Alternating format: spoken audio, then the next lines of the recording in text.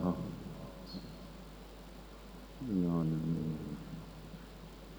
مالك يوم الصراط.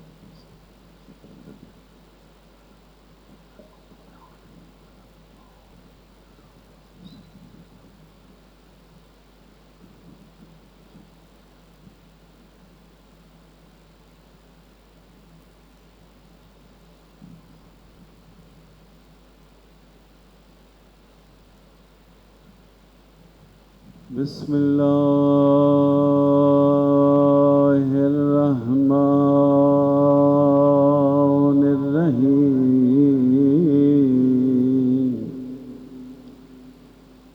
الحمد لله الذي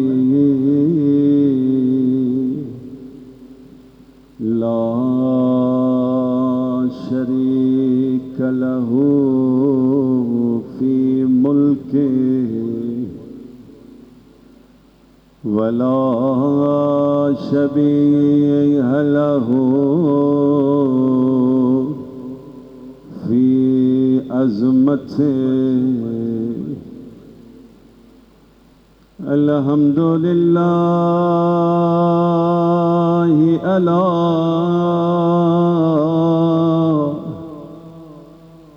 علمه بعد علمه. الحمد لله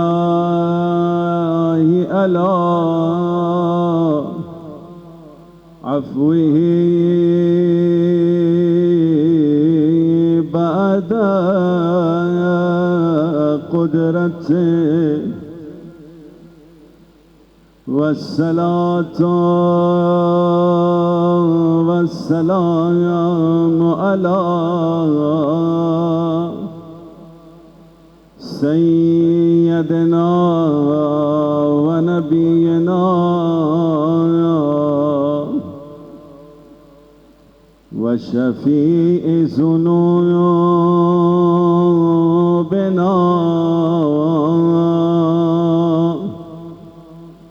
أبي القاسم محمد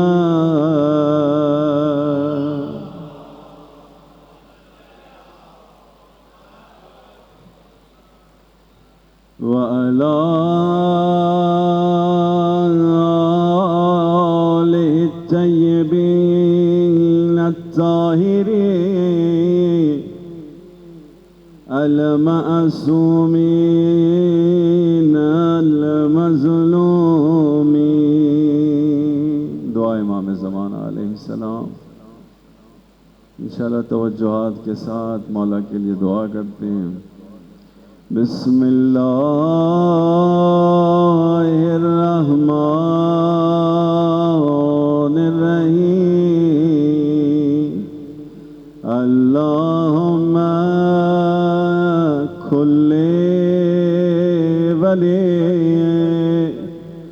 الحجت ابن الحسن سمل صلواتک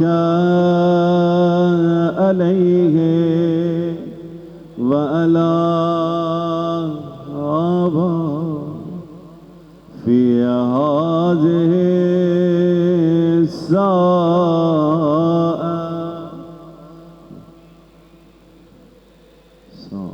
ماشاء اللہ. ولیا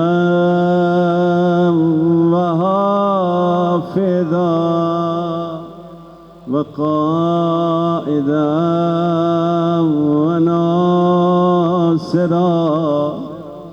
ودلیلا وعینا حتی تسکنه أرضك توعا وتمتعه فيها طويلا برحمتك يا أرحم الراحمين.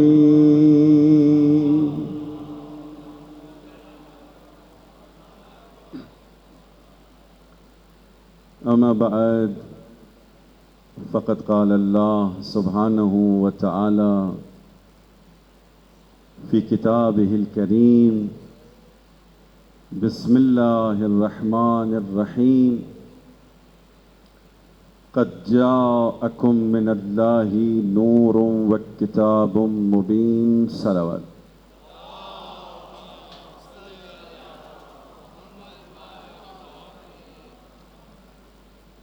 حاضرین گرامی قدر،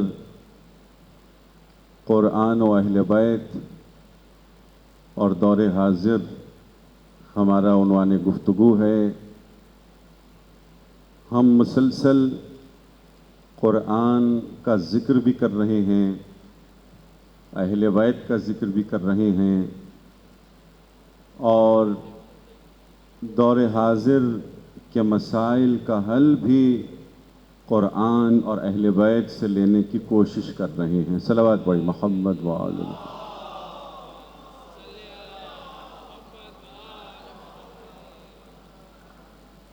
احادیث کے مطابق سورہ فاتحہ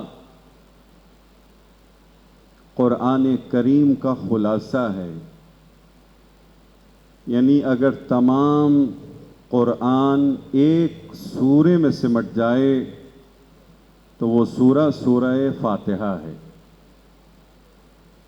اور ایک نورانی اور خوبصورت حدیث امام باقر علیہ السلام کی ہے،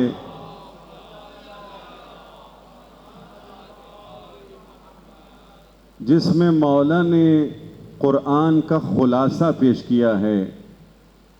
سورہ فاتحہ کی 7 آیات ہیں، اور اس حدیث میں مولا کے 3 جملے ہیں۔ 3 جملوں میں مولا نے پورے قرآن کا خلاصہ کر دیا۔ کسی نے مولا سے پوچھا، مولا قرآن کا ذکر کن کا ذکر ہے؟ تو مولا نے 3 جملوں میں خلاصہ کر کے بتلا دیا کہ قرآن میں کن لوگوں کا اور کن اشیاء کا ذکر ہے یا کن کیفیتوں کا ذکر ہے۔ مولا فرماتے ہیں کہ قرآن 3 حصوں پر مشتمل ہے۔ ثلث فینا، اس 3 حصوں میں ایک حصہ خالصتاً ہمارا ذکر ہے، ایک حصے میں ہمارے دشمنوں کا ذکر ہے، اور ایک حصے میں ہماری سیرت بیان ہوئی ہے۔ یہ خلاصہ ہے قرآن کا۔ سمجھ میں آ رہا ہے کہ قرآن کریم یا خود اہل بیت کا ذکر ہے، یعنی تولا کا ذکر ہے، یا ان کے دشمنوں کا ذکر ہے، یعنی تولا کا ذکر کے بعد تبرہ کا ذکر ہے، اور پھر کہ یہ دونوں اس وقت مکمل ہوتے ہیں جب آپ ہماری سیرت پہ عمل بھی کریں۔ صلوات پڑھیے محمد وآل محمد۔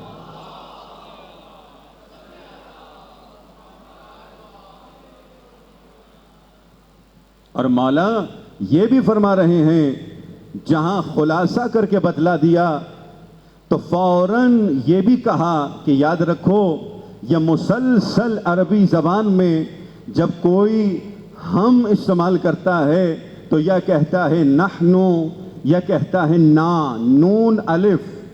اس طرح انگلش میں وی ہے یا اس ہے، اسی طرح عربک میں یا نحنو ہے یا نا ہے۔ مسلسل مولا یہی لفظ استعمال کرتے رہے کہ یا ہمارا ذکر ہے، یا ہمارے دشمن کا ذکر ہے، یا ہماری سیرت کا ذکر ہے، یعنی دراصل قرآن ہمارا ہی ذکر ہے۔ قرآن کا ذکر ہمارا ذکر ہے، قرآن ہمارے ذکر سے جدا نہیں ہے، قرآن اور ہم میں ذرہ برابر جدائی نہیں ہے۔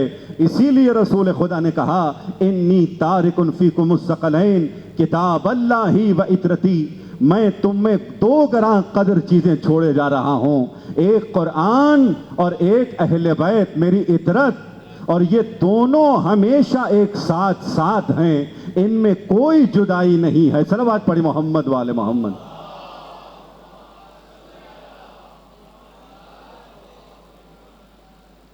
اب دیکھیے قرآن کریم میں کبھی اہل بیت کا جب ذکر ہوتا ہے تو بغیر واسطے کے ہوتا ہے، کبھی واسطوں کے ذریعے سے ذکر ہوتا ہے۔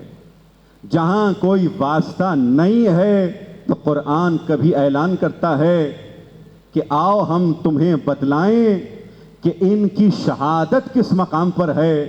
آیت شہادت کے ذریعے ان کی شہادت کا ذکر ہوتا ہے، آیت مباہلہ کے ذریعے ان کی صداقت کا ذکر ہوتا ہے، آیت تطہیر کے ذریعے ان کی طہارت کا ذکر ہوتا ہے، اور آیت ولایت کے ذریعے ان کی بادشاہت کا ذکر ہوتا۔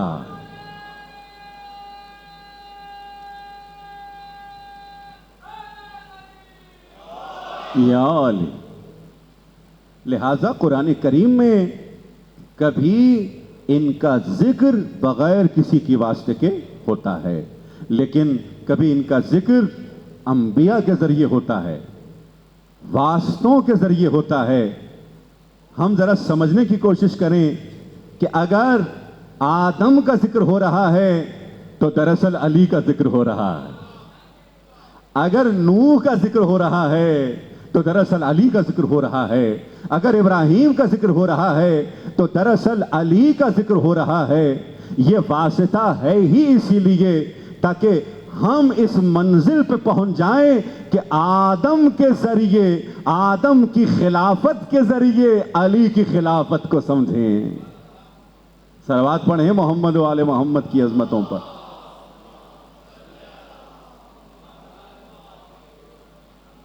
دیکھیے آپ کو میں ہوم ورک دے رہا ہوں، آپ جائیے اور انشاءاللہ سورہ مریم کا ترجمہ پڑھ لیں۔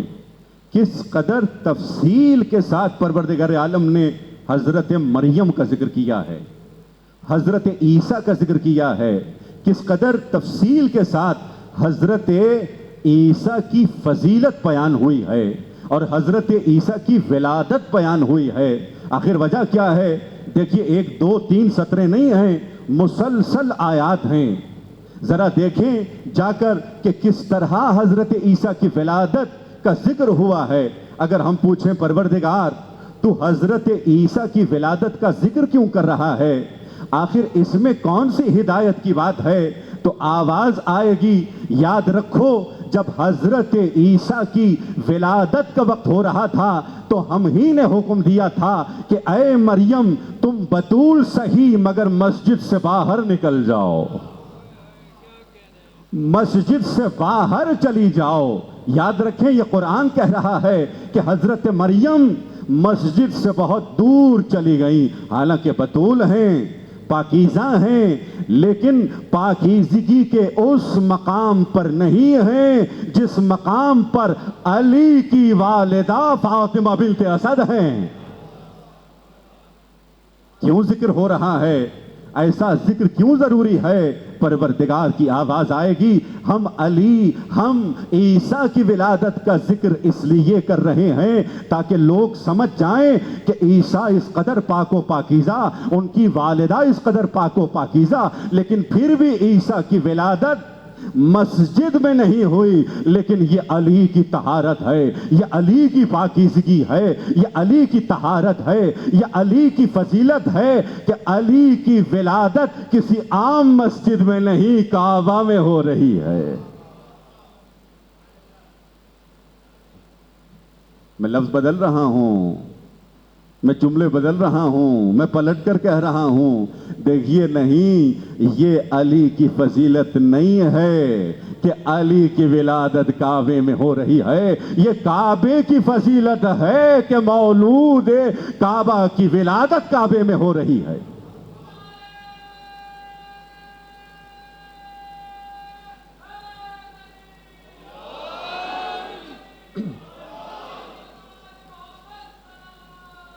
سلامت رہیں آپ۔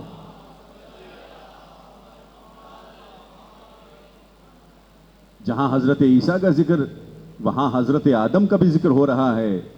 عجیب منزل ہے. کبھی آپ نے سوچا 1,24,000 انبیاء میں سے صرف 25 انبیاء کا ذکر قرآن میں کیوں ہے؟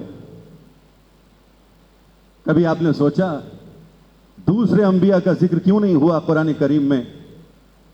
ان کا خاص ذکر کیوں ہوا اتنی وضاحت کے ساتھ، اتنی تفصیل کے ساتھ؟ کہ اس لیے ان 25 انبیاء کا ذکر ہو رہا ہے. کیوں؟ اس لیے کہ ان کی فضیلتیں علی کی فضیلتوں سے ملتی ہیں. ان کی زندگی کے احوال اہل بیت سے ملتے ہیں. ان کی زندگی کے واقعات اہل بیت کی زندگی کے واقعات سے ملتے ہیں. صلوات پڑھیں محمد وآل محمد.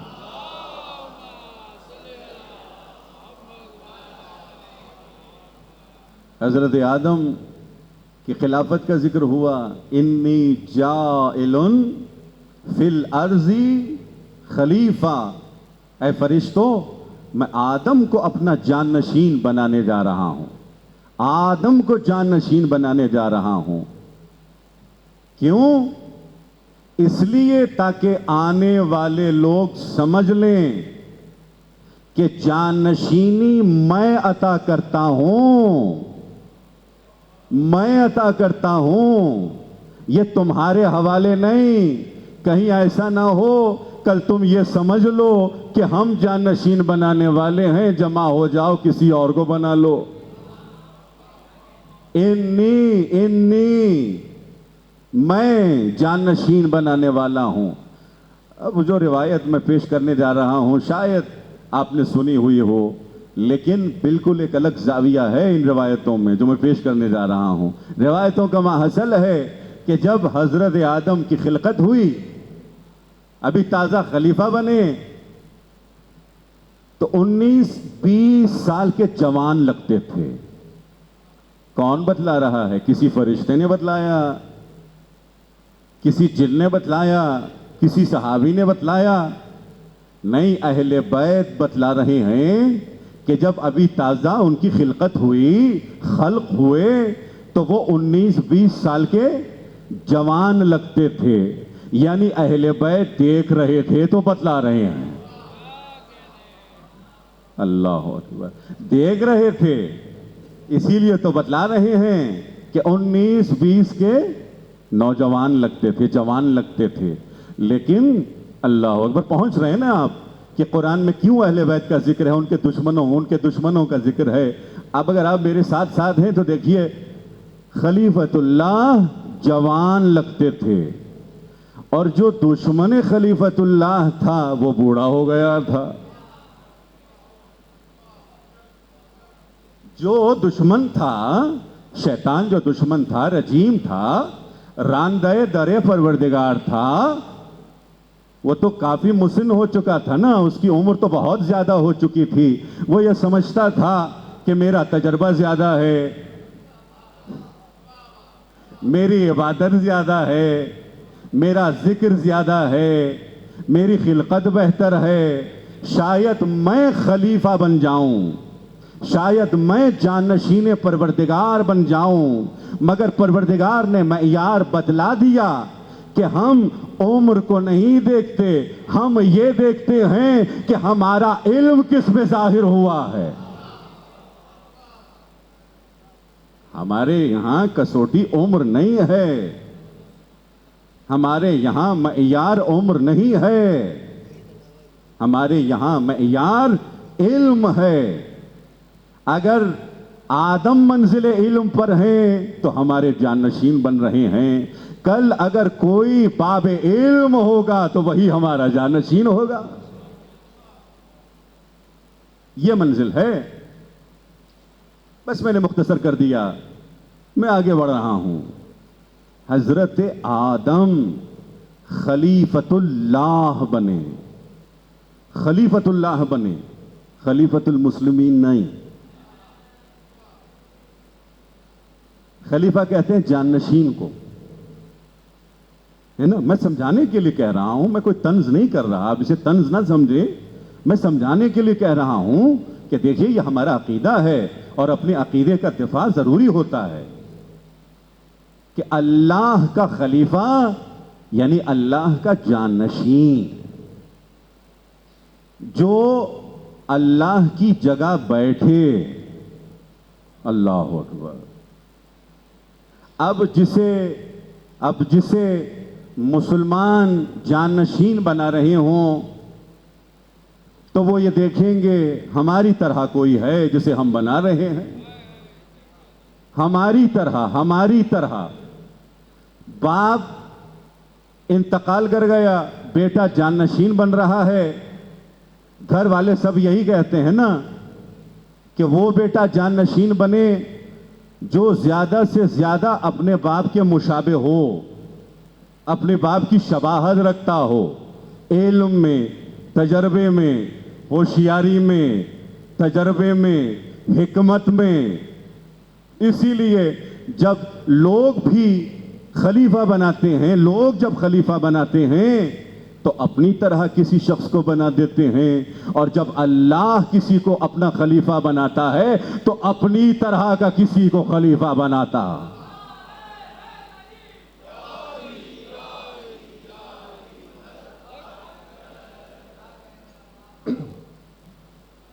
اسے بناتا ہے جو لسان اللہ ہے, اسے بناتا ہے جو اذن اللہ ہے, جو ید اللہ ہے, جو صدر اللہ ہے, جو اذن اللہ ہے, جو جنب اللہ ہے, جو عین اللہ ہے. یعنی ایک جملے میں کہا جائے تو اللہ کی ساری قدرت علی میں نظر آتی ہے. ہمارے یہاں یہ معیار ہے خلافت کا. لیکن اب آگے بڑھتے ہیں, اب پیغام بھی لے لیتے ہیں ان آیتوں سے کہ جو اللہ کا خلیفہ ہوتا ہے وہی دوسروں کو پاکیزگی عطا کرتا ہے, وہی دوسروں کو علم عطا کرتا ہے, وہی دوسروں کو آزاد کر دیتا ہے. جو خود غلام ہو وہ دوسروں کو کیا آزادی دے گا؟ جو خود پاکیزہ نہ ہو وہ دوسروں کو کیا پاکیزگی دے گا؟ جو خود آزاد نہ ہو وہ دوسروں کو کیا آزادی دے گا؟ اچھا, عجیب منزل ہے. میں کس آزادی کی بات کر رہا ہوں؟ 1947 14th of August ہم آزاد ہو گئے, ہمارے آباء و اجداد آزاد ہو گئے, اس میں تو کوئی شک نہیں ہے نا. لیکن ہم اجتماعی طور پر آزاد ہوئے, ہم سیاسی طور پر آزاد ہوئے. لیکن آج کیا ہو رہا ہے؟ دشمن ہمارے بچوں کو روحانی طور پر غلام بنا رہا ہے, ذہنی طور پر غلام بنا رہا ہے, ہمارے دلوں کو غلام بنا رہا ہے. یعنی ہمارے جسم آزاد پھرتے ہیں کہ یہ صاحب آزاد ہیں, وہ بھی آزاد ہیں, لیکن نہیں معلوم, والدین کو بھی نہیں معلوم کہ ان کے ذہن میں کیا چل رہا ہے, ان کے دل میں کیسے خیالات ہیں, یہ اپنے ذہن میں کسے مولا مانتے ہیں, یہ اپنے دل میں کسے مولا مانتے ہیں. جو ذہنی غلام ہو وہ اپنی طرح کسی غلام کو اپنا آقا سمجھتا ہے. جو قلبی غلام ہو وہ اپنی طرح کسی شخص کو مولا سمجھ لیتا ہے, بڑا سمجھتا ہے. اس کا مولا کبھی کوئی وزیر ہوتا ہے, کبھی کوئی بڑا آفیسر ہوتا ہے, کسی بھی ادارے کا آفیسر ہوتا ہے, کوئی سائنسدان, کوئی سیاستدان ہوتا ہے. چونکہ یہ بیچارہ سمجھتا ہے کہ یہ آزاد ہے, مجھے بھی آزادی دے سکتا ہے. یہ سمجھ نہیں سکا کہ یہ صاحب تو خود غلام ہیں, یہ جناب تو خود غلامی میں ہیں, ان کا ذہن خود غلام ہے, ان کا دل خود غلام ہے, یہ مجھے کیا آزادی دیں گے؟ صلوات پڑھیں محمد والے محمد.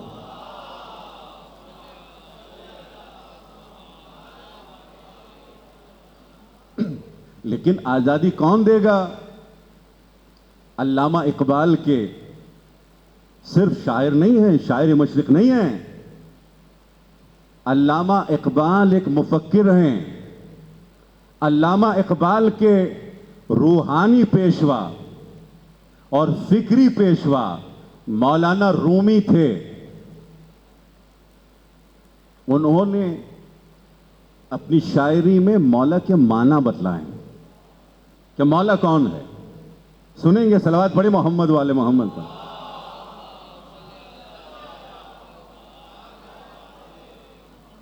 اب جو فارسی سمجھتے ہیں وہ محظوظ ہوں گے، لیکن میں ترجمہ بھی کر دوں گا. کہتے ہیں کیست مولا، مولا کون ہے؟ کیست مولا آن کے آزادت کنت، مولا وہ ہے جو تمہیں آزاد کر دے. اللہ اکبر. مولا وہ ہے جو تمہیں آزاد کر دے، بند رقیت زفایت برکنت. مولا وہ ہے جو غلامی کی زنجیروں کو جو تمہارے پیروں میں بندھی ہوئی ہے توڑ ڈالے. وہ مولا ہے، وہ مولا ہے. لیکن ان پیروں کی بات نہیں ہو رہی. وہ زنجیریں جو ادھر ہیں، وہ زنجیریں جو ان دلوں میں پڑی ہیں، ان زنجیروں کی بات ہو رہی ہے. صلوات پڑھی محمد والے محمد.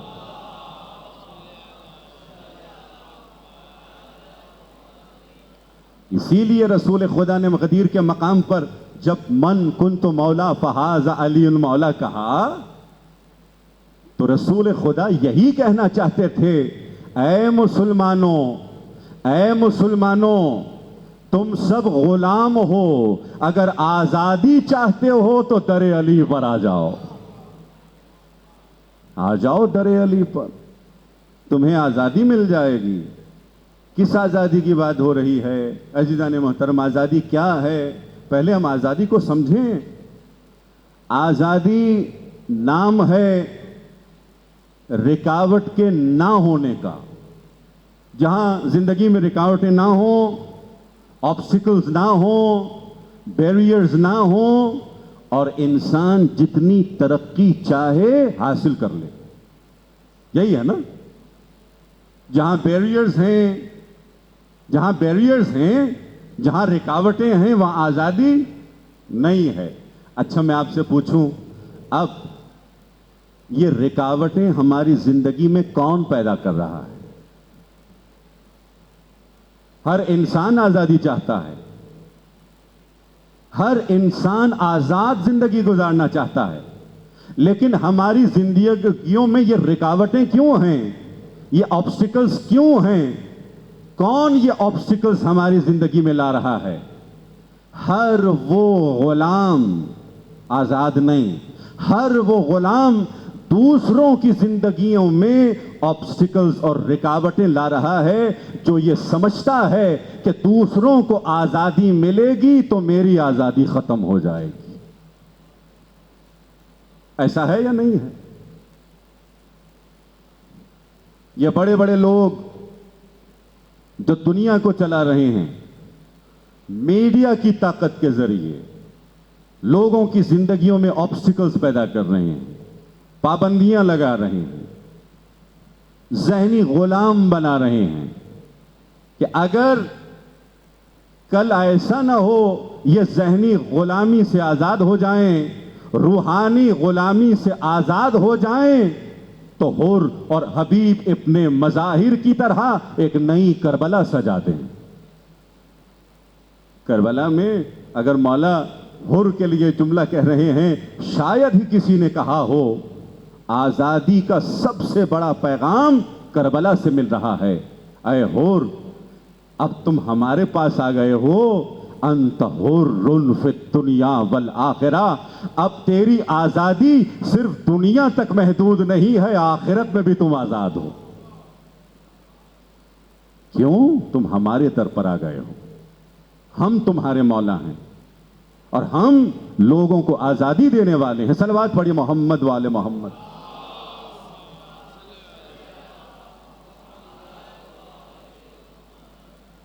انسان کیوں غلام ہو جاتا ہے جان محترم؟ ہمارا ذہن کیوں غلام ہو جاتا ہے؟ ہمارا دل کیوں غلام ہو جاتا ہے؟ ہمیں سمجھنا ہوگا. آج دور حاضر میں ایک سب سے خطرناک اور مہلک مسئلہ یہی مسئلہ ہے جسے ہم اسپرچول سلیوری کہتے ہیں،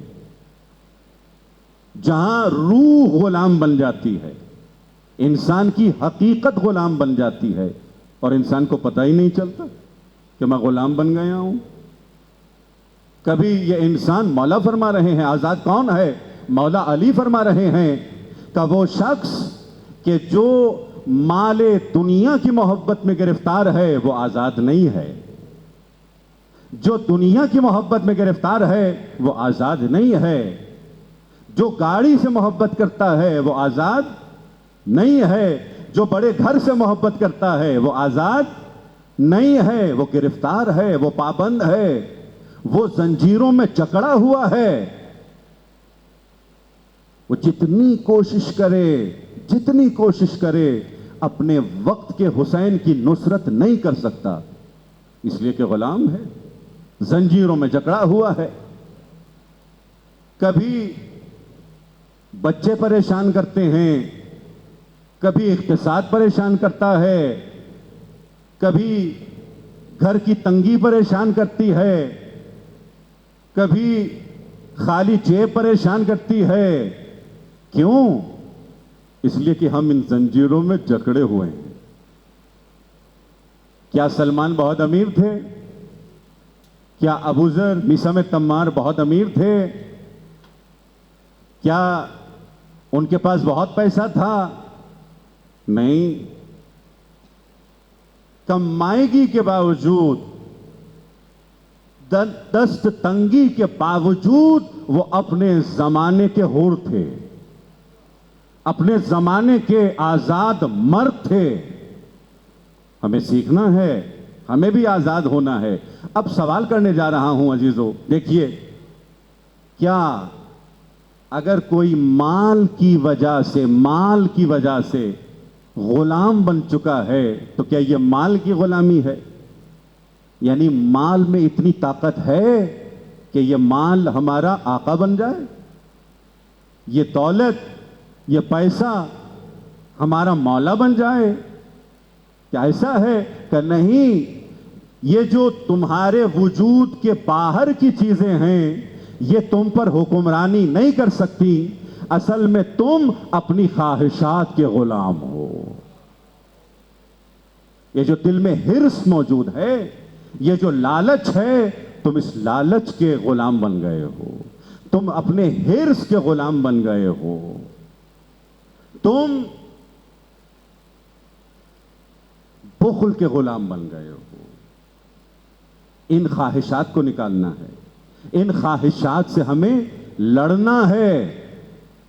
چلیں ائمہ معصومین کے در پر، مولا سجاد کے در پر، زین العابدین کے در پر، مولا کیا فرماتے ہیں کہ اے انسان، آؤ پروردگار کی بارگاہ میں اور اس سے مدد مانگو۔ ایک مرتبہ صلوات پڑھیں عظمت امام سجاد پر۔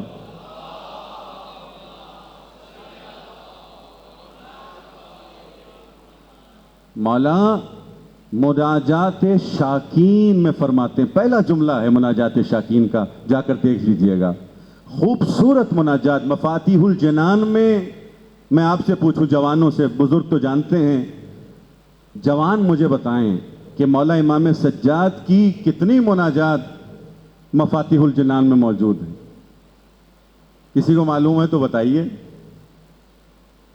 تو یہ آپ کا ہوم ورک ہے، آپ جا کے دیکھیے۔ اگر یہ مناجات ہماری زندگی میں آ جائے، کتنی ہیں میں بتا دیتا ہوں، 15 مناجات ہیں، 15 یعنی 15 اور خوبصورت مناجات۔ اور عرفاء یہ فرماتے ہیں، آیت اللہ بہجت یہ فرماتے ہیں، آیت اللہ قاضی یہ فرماتے ہیں کہ اگر کوئی امام سجاد کی ان مناجات کو پڑھے، تلاوت نہیں کہہ رہا میں، سمجھ کے پڑھے، تو یقیناً اس کے دل میں اللہ کی محبت آ جائے گی۔ جب اللہ کی محبت آ جائے تو زندگی آسان ہو جائے گی۔ جب اللہ کی محبت آ جائے تو یہ غلامی کی زنجیروں کو توڑ کے آزاد ہو جائے گا. صلوات پڑھیں محمد والے محمد.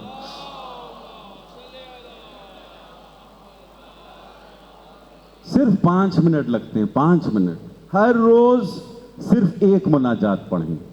عربی نہیں پڑھ سکتے آپ, اردو ترجمہ پڑھ لیں.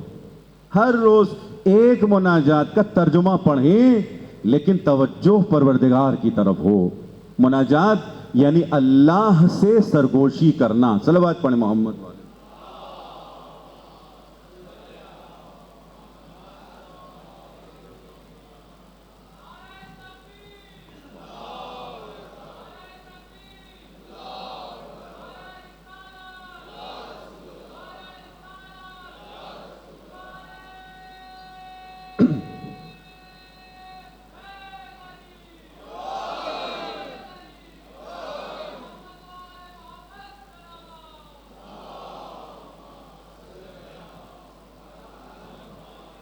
مذہب شیعہ کی ایک بہت بڑی طاقت اہل بیت کی دعائیں ہیں.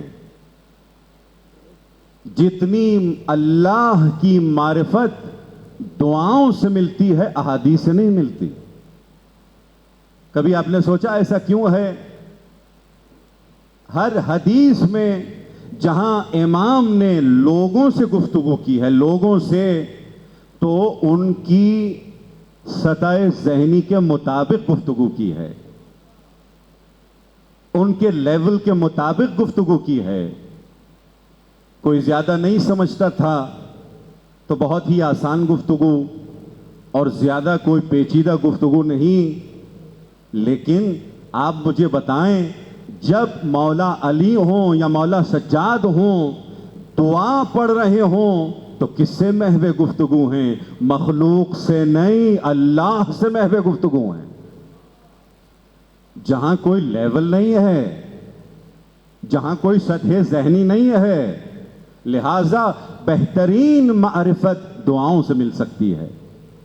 ہم ان مناجات کو جا کے پڑھیں, ان سے معرفت بھی لیں, شناخت بھی لیں, اور ان دعاؤں کے ذریعے اپنے دل کو اللہ سے کنیکٹ کر لیں, متصل کر لیں.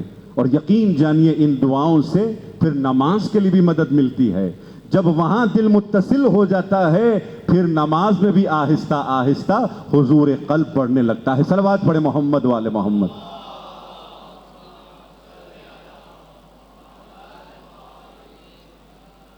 اب ایک جملہ پہلی مناجات میں سے, ایک جملہ, بالکل پہلا جملہ مولا فرماتے ہیں, الہی الیک اشکو, پروردگار میں تیری بارگاہ میں ایک شکایت لے کے آیا ہوں, لیکن اپنی شکایت لے کے آیا ہوں, اپنے نفس کی شکایت لے کر آیا ہوں. الیک اشکو نفسن, اپنے نفس کی شکایت لے کر آیا ہوں کہ بسوء امارتن, یہ نفس مجھے برائیوں کی طرف لے کے جاتا ہے. پروردگار تو میری مدد کر, آپ کی توجہ میری طرف ہو.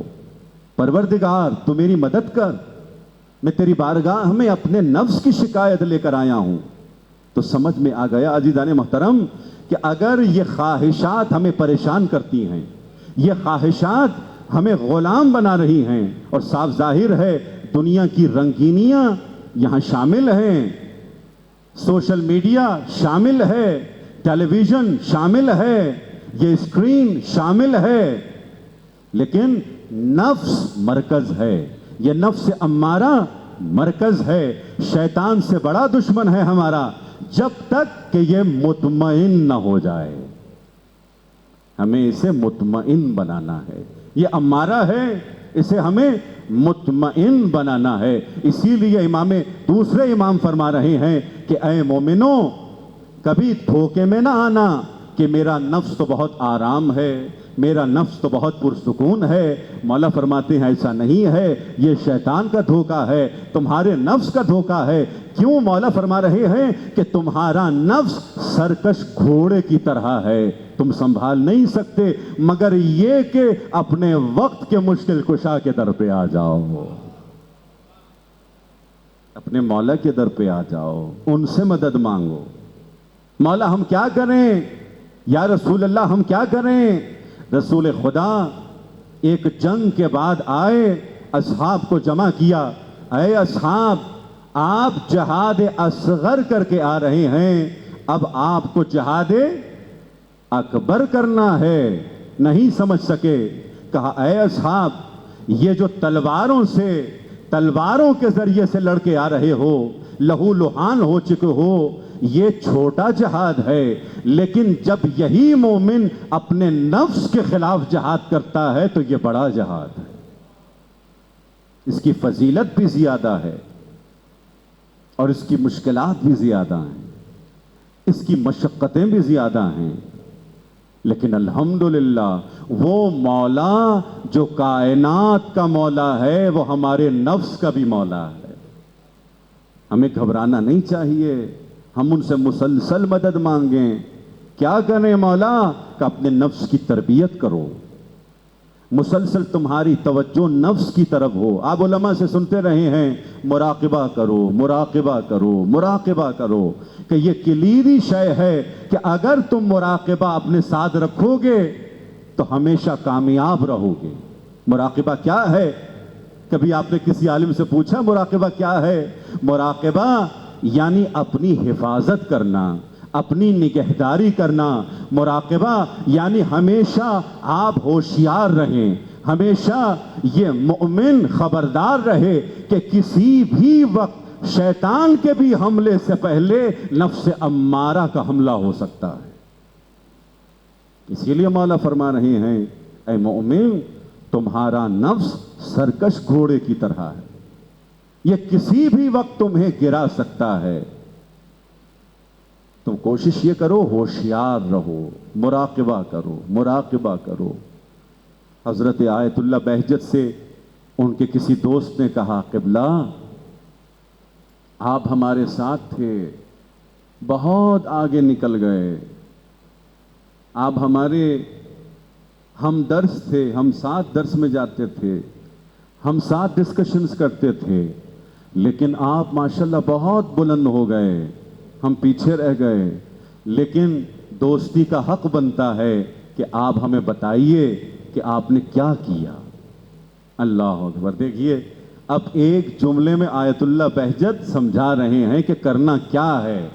آیت اللہ بہجت آسان کر کے ہمیں بتلا رہے ہیں جو قرآن نے بھی بتلایا ہے، اہل بیت نے بھی بتلایا ہے۔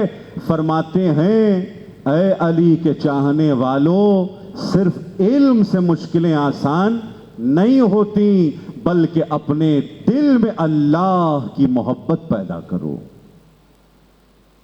اللہ کی محبت آ جائے تو یہ ساری مشکلات آسان ہو جاتی۔ اللہ کی محبت کیسے آئے گی؟ اللہ کی محبت سے پہلے حسین کی محبت آئے گی، پھر اللہ کی محبت آئے گی۔ مولا حسین کہتے ہیں آؤ ہم سے مانگو، ہم عطا کرنے والے ہیں۔ لہٰذا ان مجلسوں میں جب آئیں خصوصاً مصائب کے دوران توسل کریں مولا حسین سے، مولا حسین سے مانگیں کہ مولا ہمیں وہ عطا کریں جو آپ نے حبیب کو عطا کیا، جو آپ نے حر کو عطا کیا۔ وہ حر جو ایک رات میں حر بن گیا، نہیں خود نہیں بنا، حسین نے حر کو حر بنایا، خود نہیں بنا، خود نہیں بن سکتا تھا۔ یہ مولا کا معجزہ ہے۔ حبیب خود سے حبیب نہیں بنا،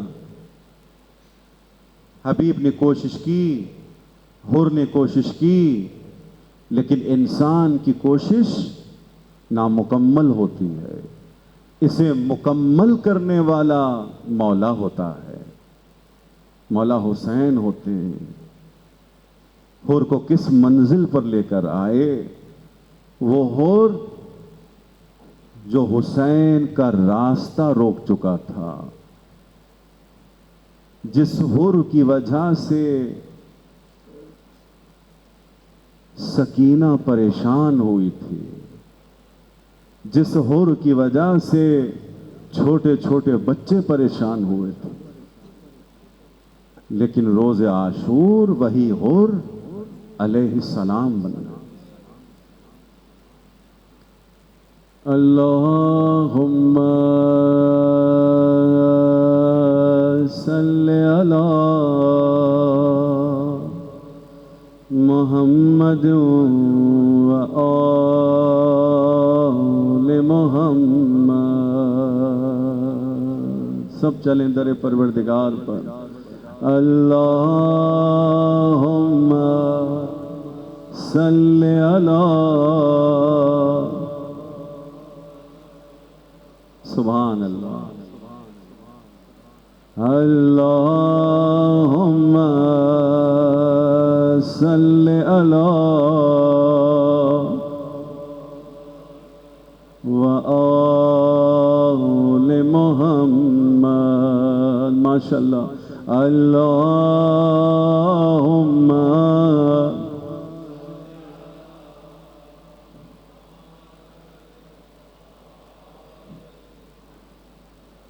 یا اللہ،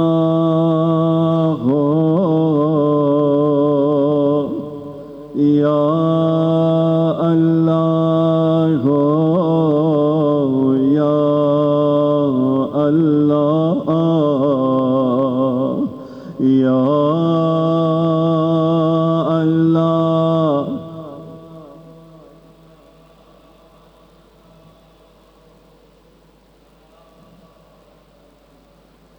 اس طرح یا اللہ کہیں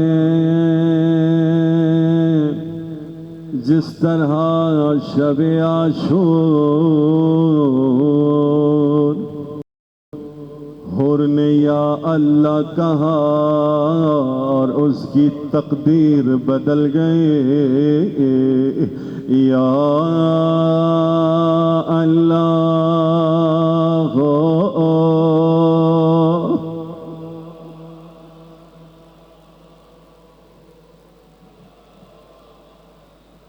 ماشاءاللہ، دل کی آواز، یا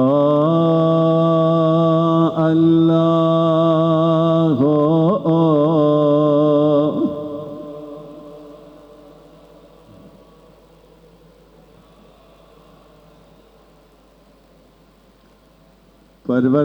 پروردگار تجھے زہرا کے غریب بیٹے کا واسطہ،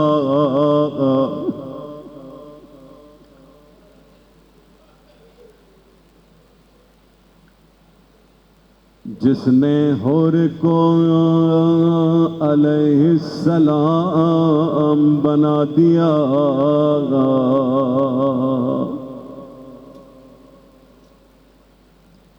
تاریخ کے جملے ہیں، کوئی حور کس طرح سے آیا ہے حسین کی خدمت میں، اپنے بیٹے سے کہا میری آنکھوں پہ پٹی باندھو، میں حسین سے نظریں ملا نہیں سکتا۔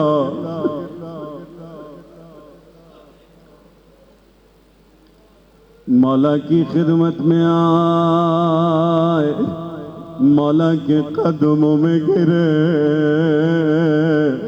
کہا مولا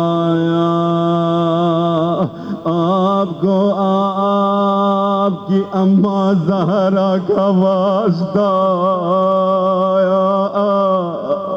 اس مجرم کو معاف کر دے۔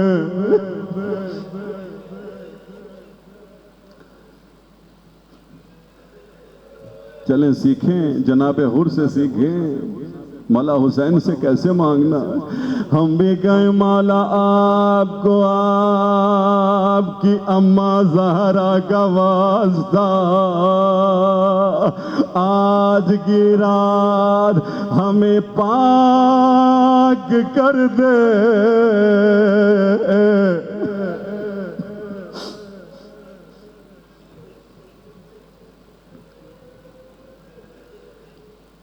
مولایا حر کہہ رہا مولایا میں آپ کا مجرم ہوں. مولا حسین نے کہا حر شرمندہ نہ کرو، کریم ہے، اٹھو میں نے تمہیں معاف کیا. کہا نہیں مولا، میں اس وقت تک آپ کے قدموں سے نہیں اٹھوں گا جب تک کہ آپ کی غریب بہن زینب بھی مجھے معاف نہیں کر دیتی.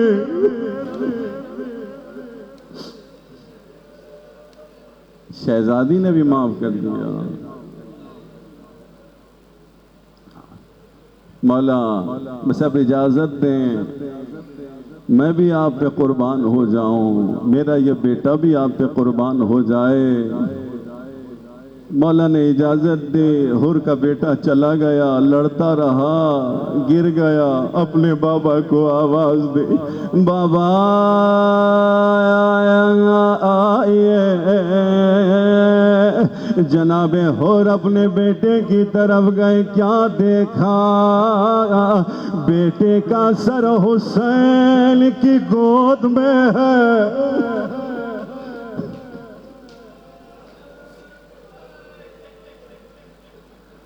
مولا حسین آپ ہم سے پہلے پہنچ گئے، ہماری یہ حیثیت نہیں ہے. کہا نہیں حر، بوڑھے باپ کے لیے بڑا سخت ہوتا ہے کہ وہ اپنے کڑیل جوان کا لاشا اٹھائے. میں کہوں گا مولا اس وقت کیا کریے گا جب علی اکبر آواز دیں گے یا بتایا ادرکنی.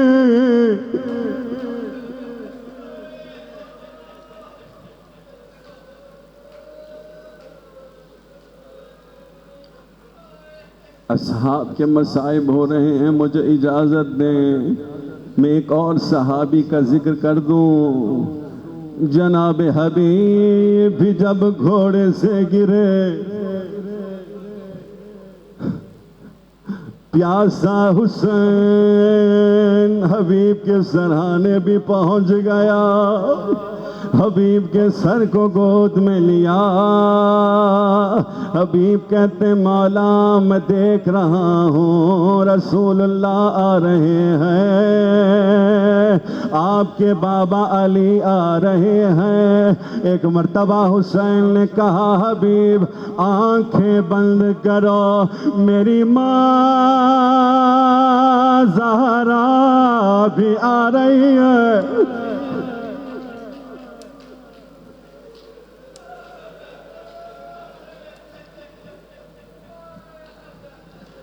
بس عزاداراں چلیں یہ قافلہ، یہ لوٹا ہوا قافلہ جب کوفہ پہنچا. کوفے والے ہاتھوں میں پتھر لیے ہوئے تھے، اور کوئی پتھر بی بی زینب کو لگتا تھا، کوئی پتھر سکینہ کو لگتا تھا.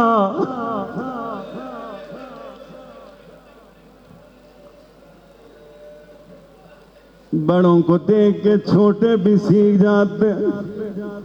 کوفے کے بچوں نے بھی پتھر اٹھائے، پتھر مارنا چاہتے ہیں.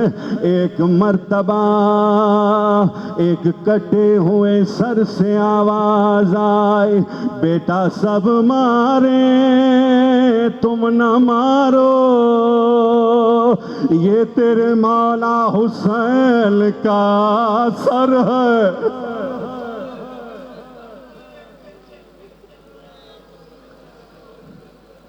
یہ بچہ پریشان ہو جاتا ہے، آواز دیتا ہے اے راہ خدا کے شہید تو کون ہے؟ آواز آتی ہے بیٹا نہیں پہچانا، میں تیرا بابا حبیب ابن بظاہر ہوں۔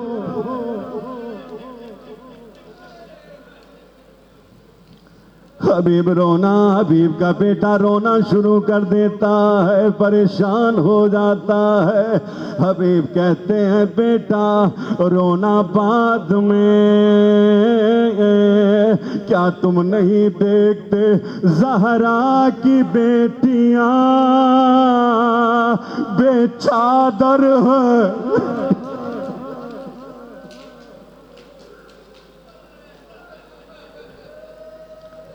جاؤ بیٹا جلدی اپنی اماں سے کہو چند چادریں لے کے آئے، بی بی زینب کو چادر دے، ام کلثوم کو چادر دے۔ یہ بچہ دوڑتا ہوا آتا ہے، اپنی اماں سے کہتا ہے اماں بابا آپ کو بازار کوفہ میں بلاتے ہیں۔ ماں کہتی ہے بیٹا میں صحابی کی بیوی ہوں، بازار میں کیسے جاؤں؟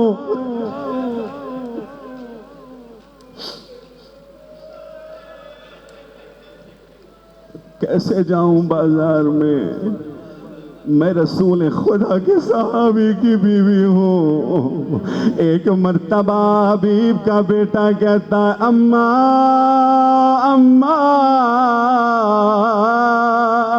جس نبی کے صحابی کی آپ زوجہ ہے، اس نبی کی بچیاں بازاروں میں بے پردہ۔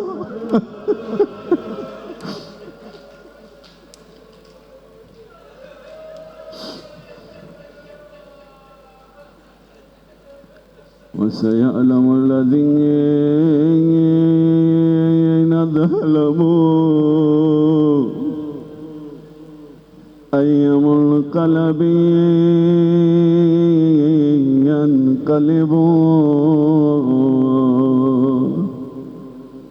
إِلَيْهِ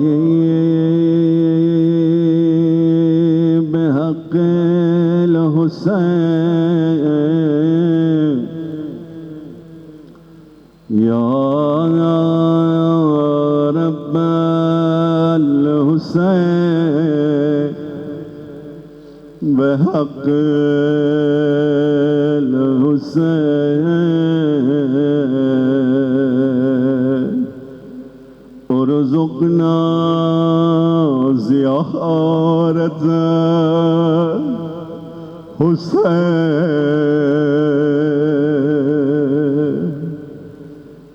وشفاعت الحسین۔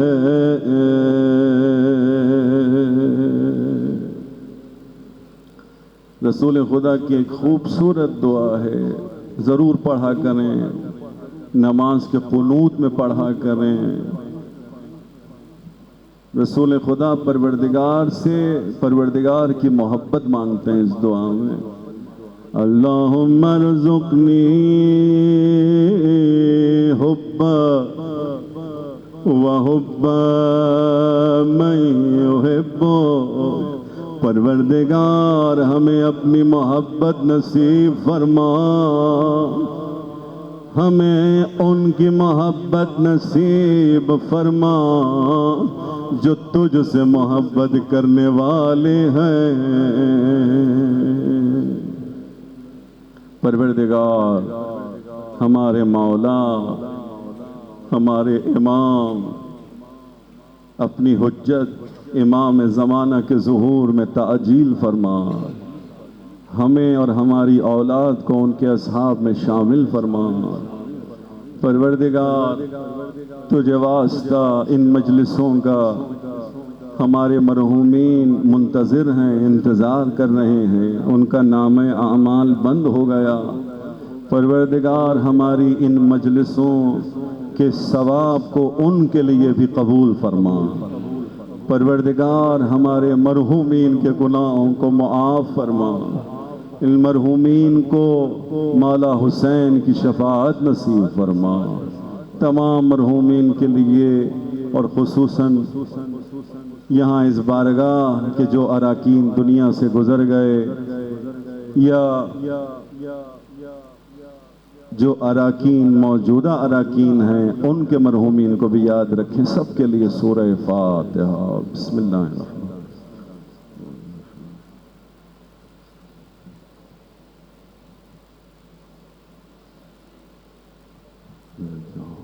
بسم اللہ